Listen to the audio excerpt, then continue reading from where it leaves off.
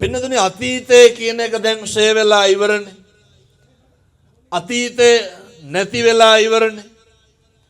අනාගතේ තව ලබලත් නැහැනේ.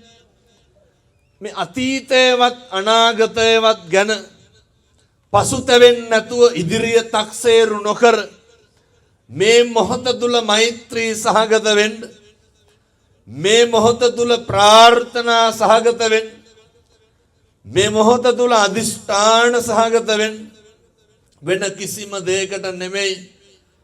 එකදු අකුසල කර්මයක්වත් සිද්ධ නොකර ඉන්න පුළුවන් අවබෝධයෙන් මේක පින, මේක පව, මේක වැරදි, මේ අකුසලයක් කියන කාරණය තේරුම් ගන්න පුළුවන් එකම ආත්ම භාවය තමයි මනුෂ්‍ය ආත්ම භාවය.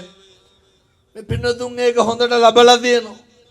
දෙයනේ කියලා අවුරුදු දහස් ගාණක් තිස්සේ මිනිස්සු ඇඳුම් පිදුම් කරපු මේ භූමියේ අවුරුදු දහස් ගාණක් තිස්සේ මිනිස්සු ඇඳුම් පිදුම් කරපු බුදු ගුණ කියපු, පුද පූජා පවත්වපු, සාදුකාර දීපු, ධර්ම රත්නයේ ගුණ කියපු, සංඝ රත්නයේ ගුණ කියපු මේ භූමිය තුල ඉඳගෙන ඇවිදගෙන ඇවිල්ලා පන්සිල් ටික ගන්න පුළුවන්කම හම්බෙලා තියෙනවා.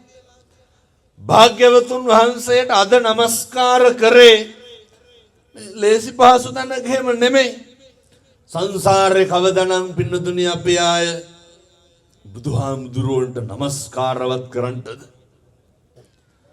මගේ භාග්‍යවත් බුදුරජාණන් වහන්සේට නමස්කාර වේවා කියලා පින්නතුනි අවබෝධයෙන් සිහියෙන් භාග්‍යවතුන් වහන්සේ කෙරෙහි පැහැදීමෙන් කියන්න පුළුවන් එකම ආත්ම භාවය මොකද්ද? මනුෂ්‍ය ආත්ම භාවය. මේ පින්නතුන්ට ඔක දැන් හොඳට කරන්න පුළුවන්.